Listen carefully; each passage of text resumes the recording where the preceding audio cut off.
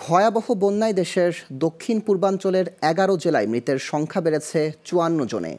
দুর্যোগ ব্যবস্থাপনা ও ত্রাণ মন্ত্রণালয় শুক্রবার দুপুরে এই তথ্য জানিয়েছে। পাশাপাশি এক সংবাদ বিজ্ঞপ্তিতে জাতিসংঘ শিশু তহবিল ইউনিসেফ জানায়, বন্যায় বাড়িঘর, স্কুল ও গ্রাম প্লাবিত হওয়ায় ২০ লাখেরও বেশি শিশু এখনও ঝুঁকির মধ্যে রয়েছে। বিস্তারিত জানাচ্ছেন শাহরিয়ার বাঁধন। শুক্রবার দুর্যোগ ব্যবস্থাপনা ও ত্রাণ মন্ত্রণালয়ের প্রতিবেদন অনুযায়ী চলমান বন্যার ভয়াবহতায় ১১ জেলায় মৃতের সংখ্যা এ পর্যন্ত ৫৪ জন। প্রতিবেদনে বলা হয়, বন্যায় মৃতদের মধ্যে রয়েছেন পুরুষ ৪১ জন, মহিলা ৬ জন আর ৭ জন শিশু। এর মধ্যে কুমিল্লায় ১৪ জন, ফেনীতে ১৯, চট্টগ্রামে ৬, খাগড়াছড়িতে ১, নোয়াখালীতে ৮, ব্রাহ্মণবাড়িয়ায় ১, লক্ষ্মীপুরে ১ ও কক্সবাজার ৩ এবং মৌলভীবাজার ১ জন মারা গেছেন। এছাড়া মৌলভীবাজারে ১ জন নিখোঁজও রয়েছেন।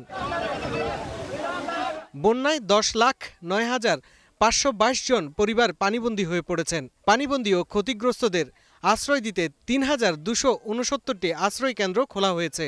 আশ্রয় কেন্দ্রগুলোতে ৪,৬৮,৬৮৭ জন ঠাঁই নিয়েছেন।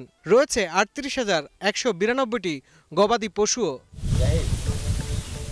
ভয়াবহ বন্যায় ঘরবাড়ি, স্কুল ও গ্রাম প্লাবিত হওয়ায় বাংলাদেশের পূর্বাঞ্চলের ২০ লাখেরও বেশি শিশু এখন ঝুঁকির মধ্যে রয়েছে বলে জানিয়েছে ইউনিসেফ।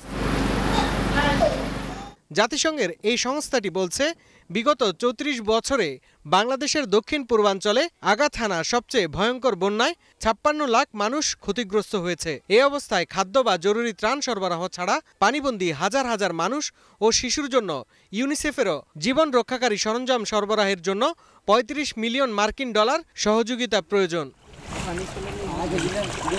শাহরিয়ার বাঁধন, গ্লোবাল টেলিভিশন, ঢাকা।